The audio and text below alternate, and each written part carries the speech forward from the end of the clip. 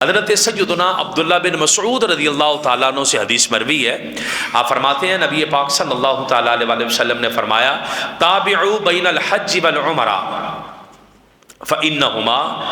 ينفیان الفقر والذنوب كما ينفی الکیر خبث الحدید والذهب والفضة وليس للحجة المبرورة ثواب إلا الجنہ۔ آقا علیہ الصلوۃ والسلام نے ارشاد فرمایا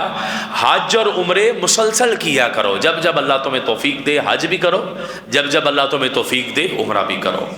یقیناً یہ دونوں یعنی حج اور عمرہ غربت کو بھی ختم کرتے ہیں اور گناہوں کو بھی ایسے ختم کر دیتے ہیں جیسے بھٹی لوہے اور چاندی کی میل کو دور کر دیتی ہے۔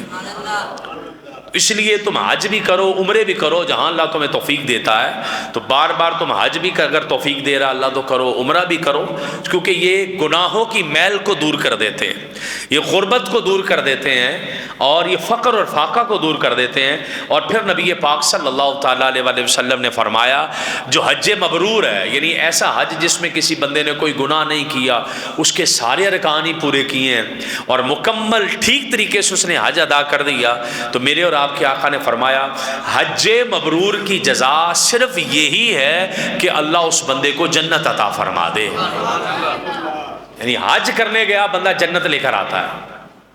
اس لیے حج جو ہے یہ بڑا عظیم الشان امر ہے، بڑا عظیم الشان کام ہے، اس لیے اللہ اگر توفیق دیتا ہے تو حج بھی کرنی چاہیے۔ اور حضرت علی بن موفق رضی اللہ تعالیٰ عنہ بہت بڑے اللہ کے ولی اور بہت بڑے بزرگ گزرے ہیں،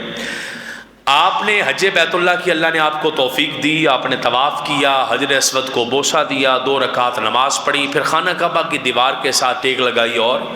آپ کی آنکھیں جو ہیں وہ بند ہو گئیں، نیند اور بیداری کے درمیانی کیفیت کے اندر۔ آپ کہتے ہیں کہ میری زبان پر چلا کہ کتنی ہی بار میں نے بیت اللہ کا حج کیا ہے، پتہ نہیں میری حاضری قبول ہوئی کہ نہیں ہوئی، کتنی باری خدا کی بارگاہ میں آیا ہوں، پتہ نہیں اللہ نے میرا حج قبول کیا کہ نہیں کیا،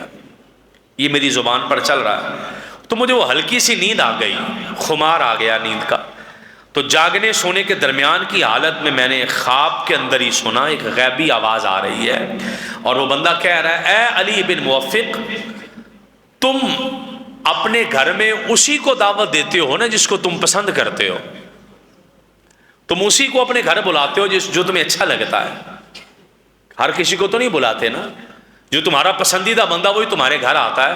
اسی طریقے سے اللہ بھی اپنے گھر میں اسی کو بلاتا ہے جسے پسند فرماتا ہے۔ تو مدینے کا جو سفر ہے یہ پیسے سے نہیں ہوتا، حج کا سفر ہے پیسے سے نہیں ہوتا، عمرے کا سفر ہے یہ پیسے سے نہیں ہوتا، یہ تو مصطفیٰ کریم کی طرف سے مہر لگنی ہے قبولیت کی۔ جب قبولیت کی مہر لگنی ہے تو مدینے کا بلاوا آ جانا ہے۔ آپ کہیں کہ فلانے بندے کے پاس پیسے پڑے ہیں اس لیے چلا گیا، فلانے کے پاس دولت بڑی ہے اس لیے چلا گیا، تو بڑے بڑے دولت مند بندے، بڑے بڑے پیسے والے بندے وہ یہیں پر رہ جاتے ہیں، مدینے کا بلاوا نصیب نہیں ہوتا، مدینے کا سفر نصیب نہیں ہوتا۔ اور کئی بیچارے وہ جو ساری زندگی غربت کی زندگی بسر کر رہے ہوتے ہیں اور بیچارے ماڑے تھکے لوگ ہوتے ہیں، کہاں سے کرم کی ان پر ہوا چلتی ہے، مدینے سے بلاوا آتا ہے اور مدینے وہی جا رہے ہوتے ہیں جنہیں مصطفیٰ بلا رہے ہوتے ہیں۔ اس لیے یہ اپنے ذہن میں بٹھا کے رکھیں بات کہ مدینے کا سفر کسے نصیب ہونا ہے؟ جسے میرے آقا نے بلایا۔ بیت اللہ وہی جائے گا جسے رب بلائے گا، جسے اللہ کے حبیب بلائیں گے۔ تو حضرت علی بن موفق رضی اللہ تعالی عنہ کو آقا علیہ الصلوۃ والسلام یہ حضور کے امتی گئے ہیں وہاں پر عمرہ کرنے کے لیے، حج کرنے کے لیے، تو خواب کے اندر انہیں بتایا گیا کہ اسی کو رب بلاتا ہے جسے رب پسند فرماتا ہے۔ ہر بندہ جو ہے وہ مدینے جا نہیں سکتا،